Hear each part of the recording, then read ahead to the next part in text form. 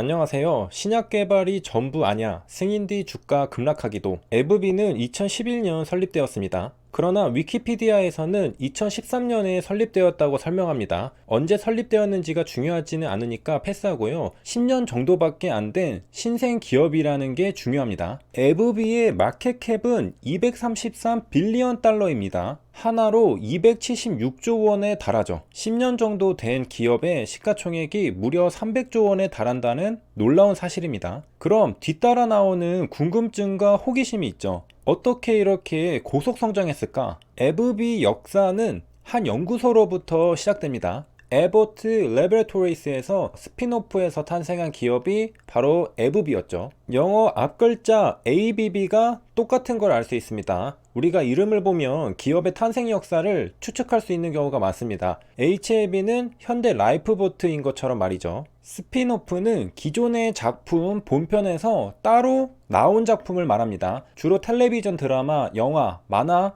비디오 게임 분야에서 사용되는 용어입니다. 파생된다는 뜻이죠. 스핀오프는 미디어 용어로 파생작, 번외작이라고 말합니다. 이와 별개로 원작의 이전 시점에 해당하는 작품은 프리퀄, 원작의 이후 시점에 해당하는 작품은 시퀄이라고 합니다. 에어리언 영화 시리즈 중 프리퀄에 해당하는 프로메테우스와 에어리언 커버넌트를 떠올려보면 이해가 쉬우실 겁니다. 프리퀄은 스핀오프와 이렇게 다른 점이 있죠. 또 스핀오프는 외전과도 차이점이 있습니다. 외전과 헷갈리는 경우도 많은데 외전과는 다릅니다. 스핀오프가 기존 오리지널 작품과 분리되어 나온 파생작을 뜻한다면 외전은 본전에 빠진 부분을 보충하여 따로 적은 작품입니다. 쉽게 요약하면 비하인드 스토리를 외전이라고 말합니다. 보통 외전의 경우에는 본편에서는 등장하지 않고 언급만 되었던 인물이나 잠시 지나치듯 등장한 조연이 본편 세계관에서 따로 이야기를 진행하는 경우가 많고 본편 내용을 보충하는 의도인 만큼 설정 오류는 별로 없지만 스핀오프는 아닙니다. 스핀오프는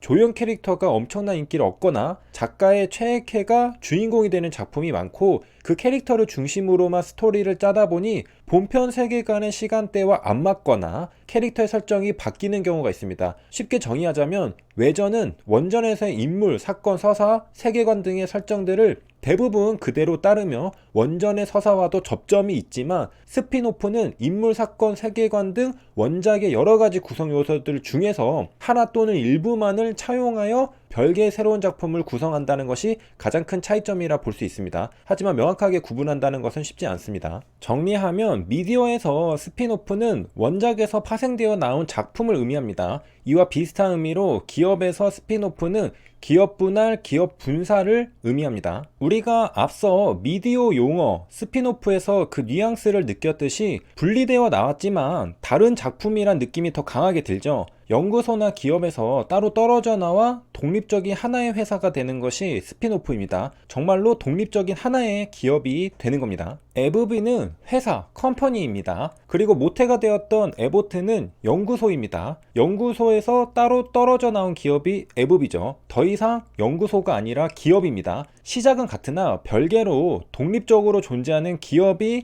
된 것이죠. 알고 보니 에보트도 이름만 연구소지 기업, 컴퍼니입니다. 1888년에 설립되어 100년이 넘은 장대한 역사를 지니고 있습니다. 기업을 분사할 때는 이유가 있을 겁니다. 에보트는 메디컬 디바이스 컴퍼니고요. 에브비는 Research Based Company입니다. 2011년 10월 19일 에보트는 두 개의 회사로 분리하겠다는 계획을 선언합니다. 하나는 메디컬 디바이스 사업을 하고 다른 하나는 파마스티컬 사업을 하겠다는 것이죠. 사업 영역을 분리하여 두 개의 기업으로 나누겠다고 결정한 겁니다. 뉴스 기사에서 언급한 2011년은 이 선언한 날짜를 말한 걸로 보이죠. 실제로 세퍼레이션이 발생한 건 2013년 1월 1일입니다. 에버트 레버러토리는 현재 시가총액이 285조 원입니다. 에브비와 거의 똑같습니다. 몇몇의 투자자들은 이 세퍼레이션에 대해 우려했습니다. 왜 분리할까? 그건 아마도 디바이스 비즈니스를 보호하기 위해서가 아닐까? 무엇으로부터? 드럭 디비전에서 앞으로 발생할 손실로부터 사업을 잘하고 있는 의료기기 사업을 분리해서 지키고 싶었던 게 아닐까? 무슨 말이냐? 휴미라 특허권 만료가 얼마 안 남았다는 겁니다. 특허권이 만료되면 매출이 확 떨어질 게 분명한데 이 손실을 감당할 수 있느냐는 겁니다. 그래서 신약개발 사업 부문을 분리해서 의료기기 사업 부문을 온전히 지키고 싶었다고 추측한 것이죠. 그런데 지나고 보니 둘 다 잘 되었죠. 2013년도 이후부터 에브비의 주가 흐름입니다. 주가는 역사적 신고가를 찍고 있습니다. 에보트도 마찬가지입니다. 역사적 신고가를 찍고 있죠. 그러니까 휴미라 특허권 만료에 대한 우려는 기우였던 겁니다. 그리고 휴미라 특허권 만료를 걱정하는 투자자가 존재했다는 걸 통해 우리는 에보트의 중요한 파이프라인 중 하나가 휴미라였다는 것도 알 수 있습니다. 그리고 세퍼레이션 하면서 에브비가 휴미라 특허권을 가져간 걸로 보이죠.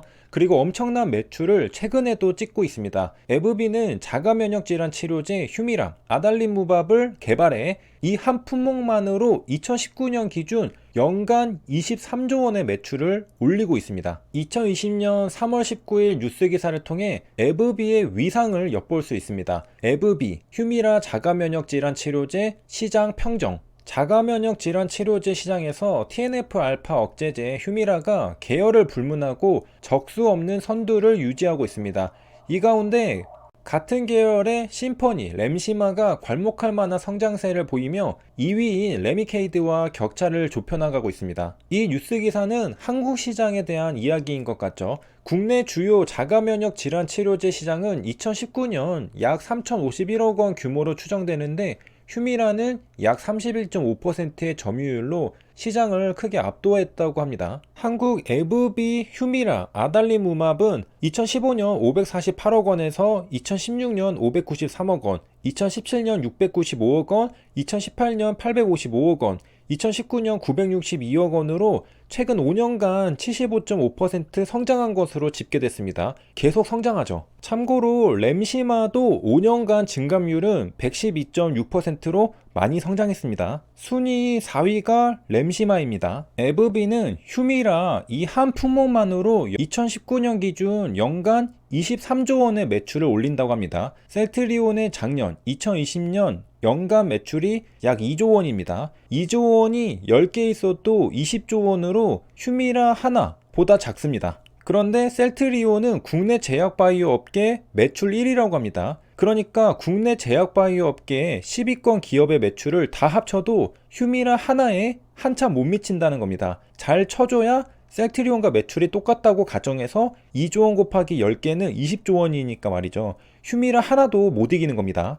에브비 기업 전체와 붙으면 상대가 안 되겠죠. 이렇게 비교를 해보니 글로벌 제약사의 위험이 피부로 와닿습니다. 시가총액이 300조 원에 가깝게 찍으려면 이 정도의 매출을 찍어줘야 한다는 겁니다. 결국 시가총액이 높아지기 위해서는 신약개발뿐만 아니라 출시된 이후에도 엄청난 매출을 찍어주면서 폭풍 성장해야 한다는 뜻이죠. 시가총액이 높아진다는 건 주가가 오른다는 뜻이고 주주들이 부자가 된다는 뜻입니다. 여기까지 시청해주셔서 감사합니다.